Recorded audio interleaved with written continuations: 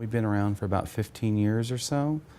We were started because the mayor at the time would not sign a Pride proclamation, and that sort of enraged everybody, and they started this organization. And what I think is really the funniest part about this story is about 4 years ago, when I was dating a guy who has this really cool downtown home, was giving a tour of his house, and in his bedroom I met P.J. Morgan, the mayor, and I said, "Oh, I have a job because of you." So I met P.J. Morgan, who wouldn't sign a Pride proclamation, in a bedroom. And funny as it is, his brother-in-law is gay, and so he found that out later. He apologized, was actually very, very nice about the whole thing. But we're also the group that fought against the 416 campaign, the anti-marriage amendment in 2000. That was we called it the most heinous marriage amendment in the country. It banned civil unions, domestic partnerships, or any other similar same-sex relationships, along with marriage was just between one man and one woman. What's the LGBT community like in Nebraska? You know, I think people probably think we don't have one, but we have a very active one. We have a beautiful riverfront development where we have a Pride celebration that attracts about 1,000 people every year, and that's in downtown Omaha. We have probably in the state 25 to 30 progressive, open and welcoming churches of all different denominations. We have several different organizations. Our organization also has a LGBT professionals group, which we call the Greater Omaha Professionals Group, because we also band with the Council Bluffs Community Alliance over in Iowa, which we call the Promised Land.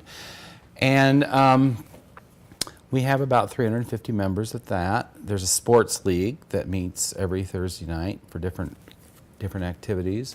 We have a LGBT Democratic Caucus out of Lincoln that's very active.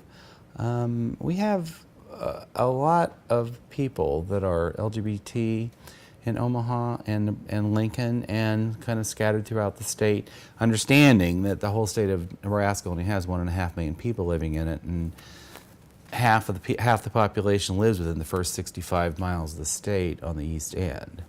And very active, very, very vibrant. Unfortunately, very few rights or protections for anybody.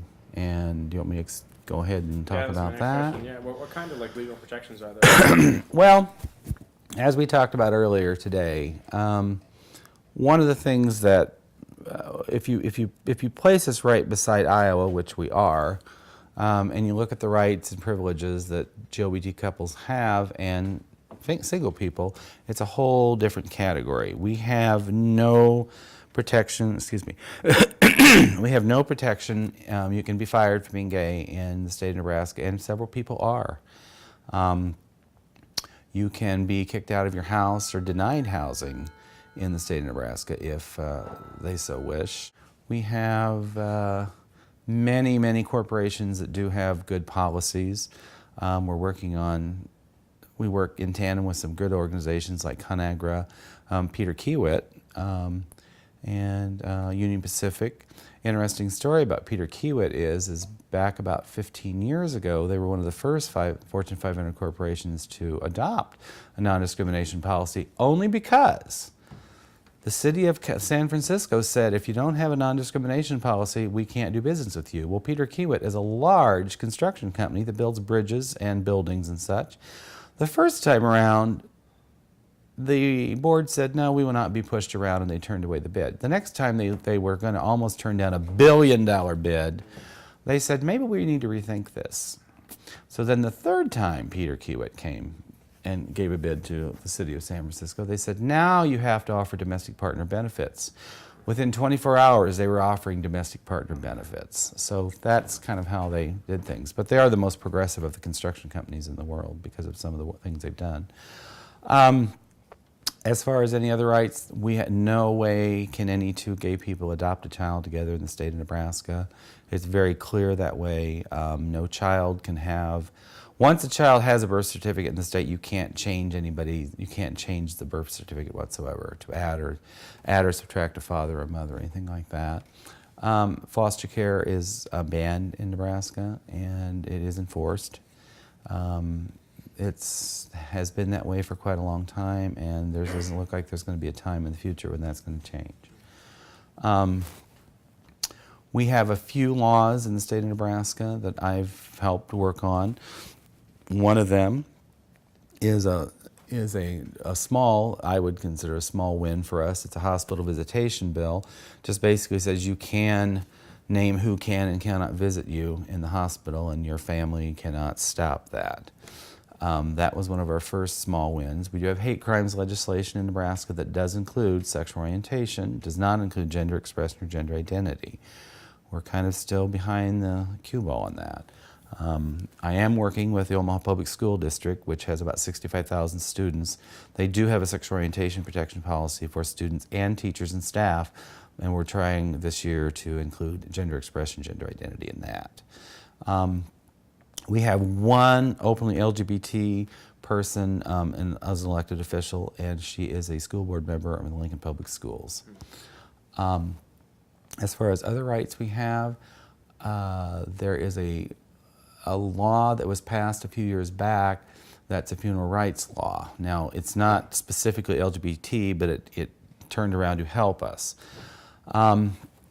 What happens is, in certain cases, somebody can make a decision to bury somebody who isn't the right person in the line to do that, and then you can sue the funeral home, like say if you cremated somebody you weren't supposed to or something like that. And a couple times funeral homes have been sued for that.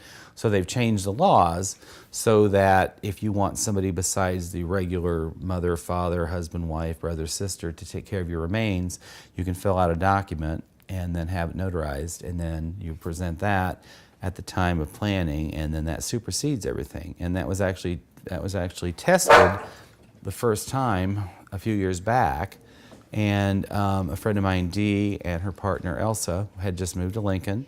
Elsa was diagnosed with cancer. Her family is not very friendly. Her children actually barely let her see her grandchildren when she had them.